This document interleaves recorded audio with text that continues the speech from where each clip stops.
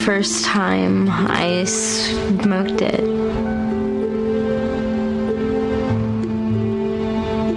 It's been 3 days since I smoked.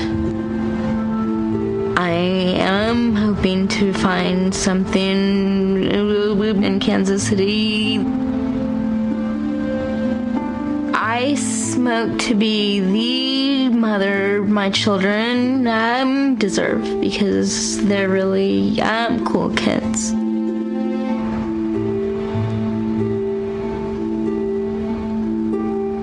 Drug use is an act of human misery. People take drugs to make themselves feel better or to escape. The genesis of the problem is in the consumer. And as long as there's consumption, there'll be a need for strict oversight. Because without that, society certainly can perish. But for the DEA and for our partners, victory is one step at a time. You look at it through the years, you realize that we have been victorious. And that pendulum of success is more on our side than their side. Okay, yesterday we were flying over a ridge or a ridge line. Ended up being at least 2,000 plants in this drainage, about 3 miles that way. They're all in rows underneath the brush, a couple thousand plants. We're going to come in from the southwest. We're going to go off a little cul-de-sac, off of residential housing like townhomes, small homes. Be quiet going in, no talking. You know, we see anything, hand signals. Pay attention to me going in. As usual, we want to make sure that they're not in there and be covert when we get in there. If we have to chase somebody, so we're going to go and make the arrest and chase them no matter how long.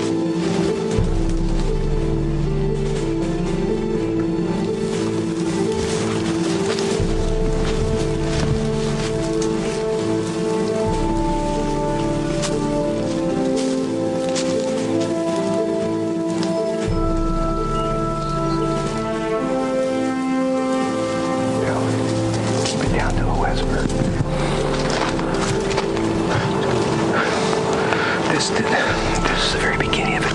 That was,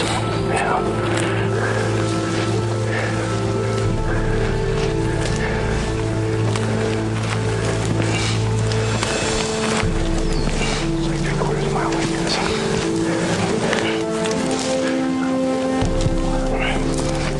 The water line goes back down here. Pulling straight out of the drainage. About 600 yards that way is that culvert I was talking about. But this isn't 5, this is closer, probably 10. We got everybody. Where's secure the perimeter, try to move quietly. We're going to go to the very far end of the garden, secure that, and then come back. I lied. It's not 2,000 plants. It's going to be like 10,000 plants.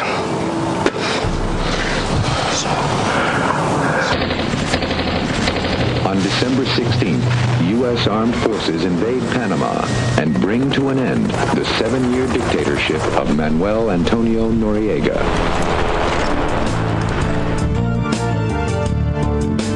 I got into infantry and I really loved it. I was in battle. Probably the hottest situation was the capturing of Noriega in Panama. The Marines went in, we were fire support, and it was just brutal.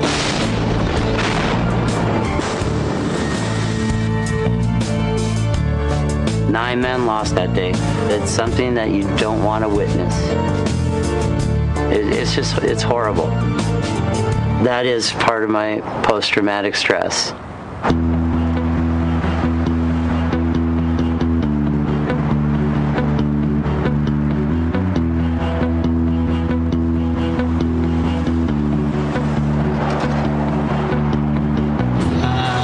Pressure washer contractor.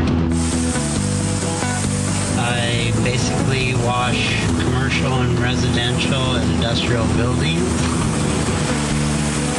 Make everything clean.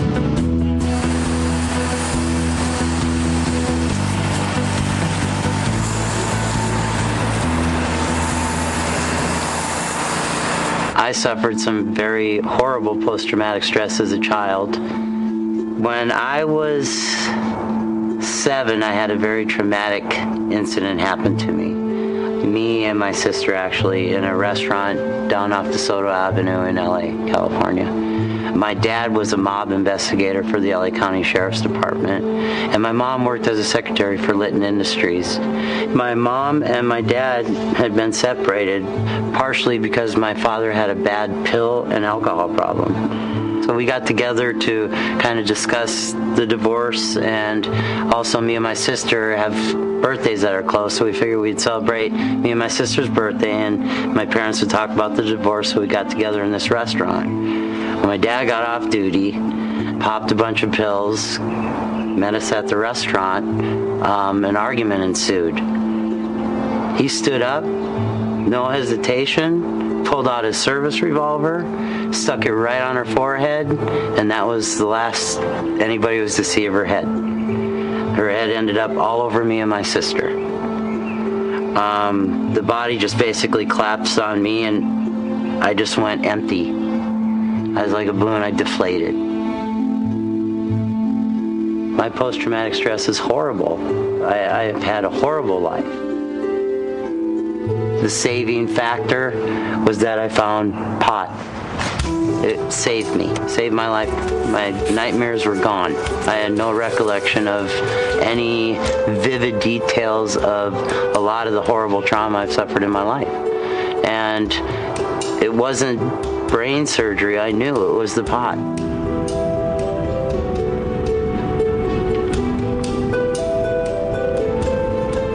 You go off your medicine for a year, you're going to have some serious complications. And there was from me going off it a year. It was all of a sudden I'm off my post-traumatic stress medicine, and I totally went depressive. I totally went in the shell. I totally wanted to not be a living entity on this earth. I got consumed that much.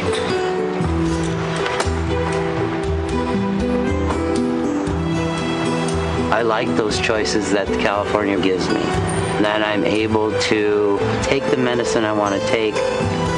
It's totally an incredible feeling to go to a pharmacy that prescribes marijuana to a patient for what ails you. Good afternoon. Hi, how you doing today? Good, how you doing? They aren't pharmacies as most people know them. They're basically a pharmacy that just deals in marijuana products, i.e. hash oil, edibles, and smokables. How you doing? The one that I prefer to go, which is Hortifarm in Santa Barbara, California, is very professionally ran.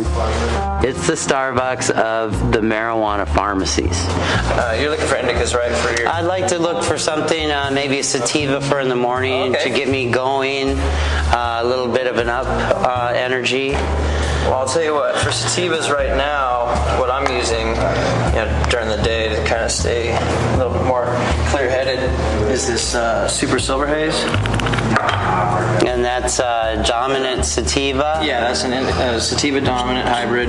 Oh, very nice. Very fragrant, with a little bit of a fruit. And this is a pretty good batch. This is very, people are starting to see more and more how effective and viable cannabis is as a treatment option for their various illnesses. I think that a lot of dispensaries are going to be popping up all over the country. Well, I would like to try a little of the Bubba Kush for the evening, and I think I'd prefer like a little of the Super Silver Haze for the morning. Okay, great. The EA doesn't like to use the word dispensaries, but for for whatever, that's the word that's attached to it. But the fact of the matter is, they're marijuana distribution centers. This is essentially what they are. And they're public nuisance. All right, Josh. Thank you, sir. What we've been able to determine in our dispensary investigations, these are not people coming out in wheelchairs, on crutches. These are not people that meet the dying, the sick, and the injured.